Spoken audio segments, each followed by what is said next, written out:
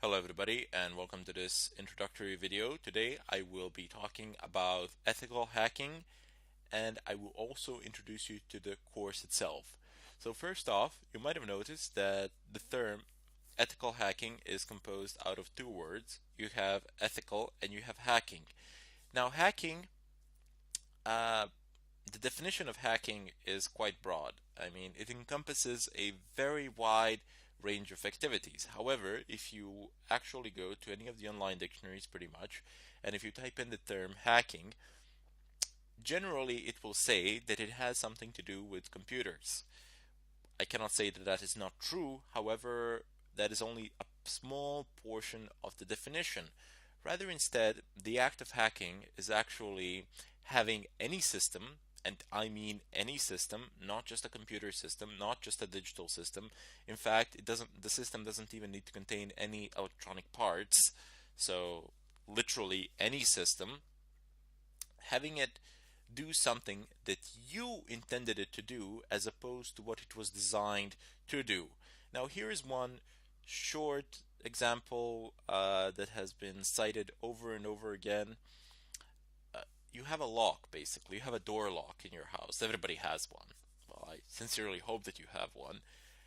And the purpose of that lock is to prevent anybody is to prevent intruders from entering. So anybody who does not have a key cannot enter.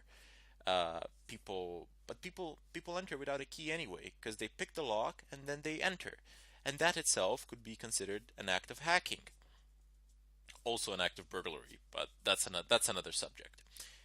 Anyway, the ethical side of it would be when you have these large automobile industry uh, manufacturers, and then they hire these burglars to come and pen test their locks. So basically, they pay them very good sums of money to go to their factories and to try to unlock their cars.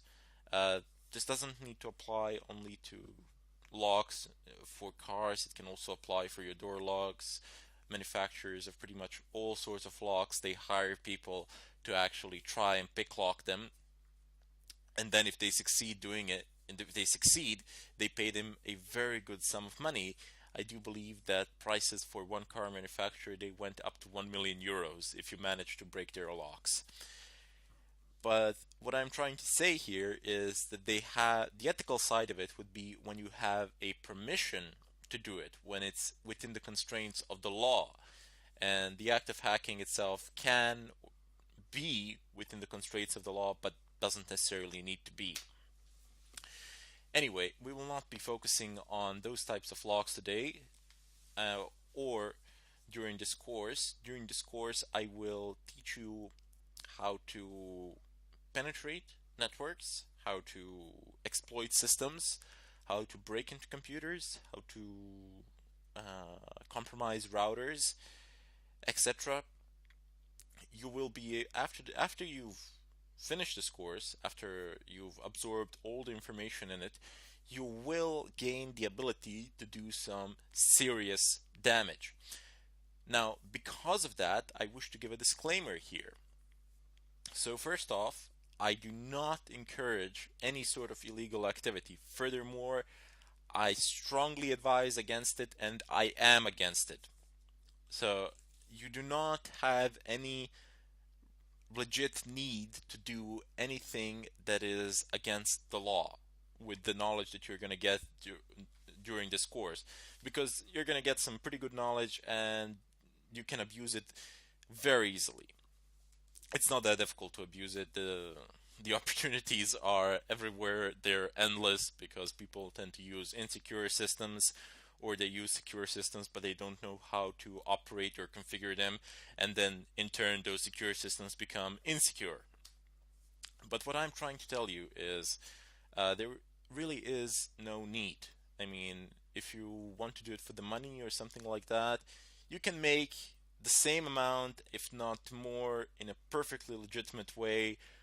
People will pay you to actually test their networks and to see if you can find any vulnerabilities in them and then report them, perhaps even fix them.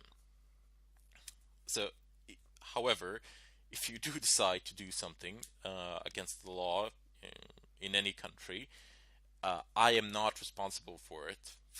That is what I want to say. I do not claim responsibility for it, as I have already stated that I am doing this for purely for educational purposes, and I do not advocate the use of this material for any sort of illegal purpose.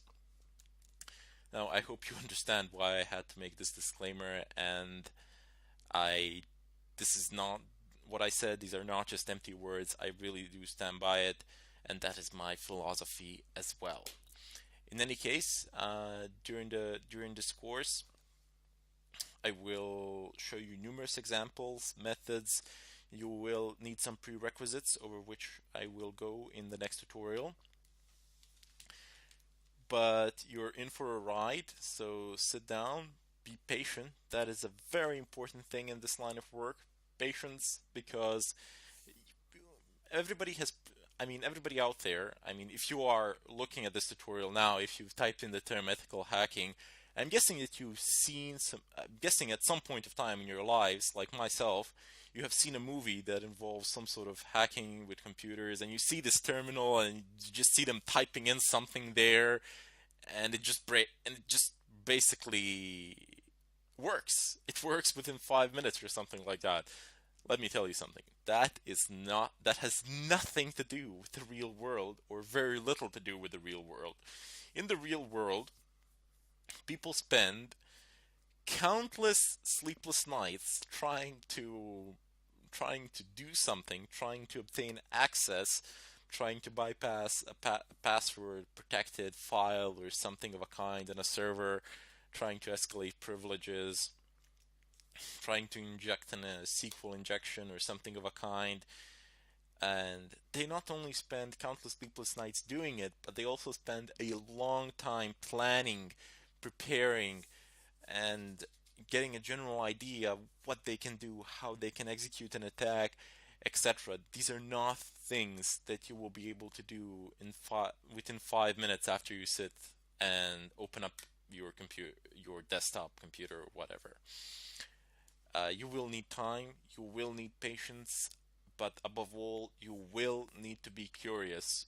Curiosity is one of the first steps here, and obviously, since you've actually chosen to listen to this tutorial, to go through it, you do possess it already. You just need to build on it a little bit more, and you'll be where you want to be.